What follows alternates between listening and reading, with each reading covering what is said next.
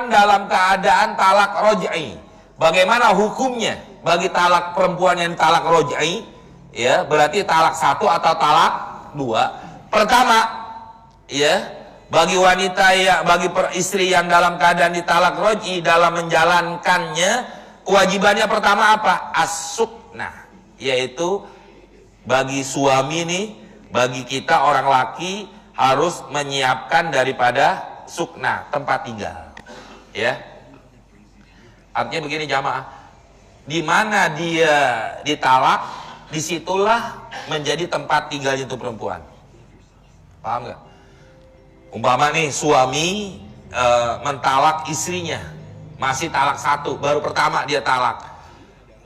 Kewajiban suami mana yang pertama? Siapin rumah. Di mana rumahnya? Di mana suami tersebut mentalak daripada istrinya. Rumah itu, ya rumah itu dijadikan tempat buat dia tinggal. Begitu. Paham? Itu kewajiban suami. Ya, maka jangan anggap kalau orang bilang apa namanya, suami kalau udah mentalak istrinya udah bebas, mau nggak ada tanggung jawab, nggak bisa. Tetap statusnya suami masih wajib memberikan tempat tinggal. Kan bukan istri saya lagi, udah saya ceraikan, wajib ngasih tempat tinggal. 1, paham ya? Ini kebanyakan kadang-kadang suruh pulang, ditalak di rumahnya, disuruh pulang ke rumah orang tuanya. Dosa tuh suami, kasih tempat tinggal dulu. Sampai kapan? Sampai masa idahnya habis. Ya, kalau belum habis, umpama dia rujuk, ya udah balik. Nah di sini hadirin, tujuannya apa Islam?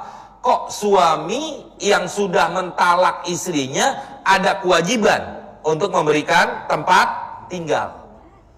Jadi seakan-akan Islam itu kan dalam hadis Nabi, perkara halal yang dibenci oleh agama adalah perbuatan talak. Talak itu ya diperbolehkan dalam agama, tapi perbuatan itu paling dibenci, nggak disukai oleh dalam agama Islam. Makanya kenapa nih suami berkewajiban memberikan tempat tinggal kepada istri? Biar tuh suami mikir, ya ini istri udah saya talak, bahasa kasarnya mohon maaf nih jamaah, gua nggak apa-apain, tapi tetap ngasih rumah. Rugi nggak jadinya?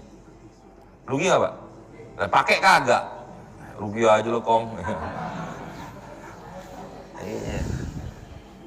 Ini kan pakai kagak, tapi tetap kasih rumah. Nah ini yang kadang-kadang jadi satu bahan pemikiran. Kalau gitu gue nggak jadi cerai dah, mendingan saya balik lagi terusin pernikahan. Kan begitu tujuannya. Supaya apa? Supaya ini tidak terjadi perceraian. Itu satu diantaranya kewajiban suami. Yang kedua, wan nafaqata. Tetap suami wajib ngasih nafkah kepada istrinya. Kasih makan, umpama dia perlu baju, beliin bajunya. Apa ini? Biasa sebagaimana statusnya seperti seorang istri dengan suami. Walaupun suami itu sudah mentalaknya. Tapi kan ini istri kagak boleh kemana? Nih istri kagak boleh keluar dari rumah. Nih istri kagak boleh nikah sama orang lain sebelum masa idahnya habis. Maka tujuannya selain kasih rumah, kasih juga nafkah. Tujuannya apa? Itu yang tadi saya bilang, supaya tidak terjadi perceraian, supaya balik lagi tuh suami kepada istrinya. Ini udah cerai, udah bebas begitu aja, udah gak ada tanggung jawab dan lain-lain sebagainya. Gak bisa. Ya, ada kewajiban. Pakaian wajib juga dia kasih. Ya, wajib juga. Sebiasanya dulu itu istri biasa dibelikan pakaian apa? Nah, kasih. Kecuali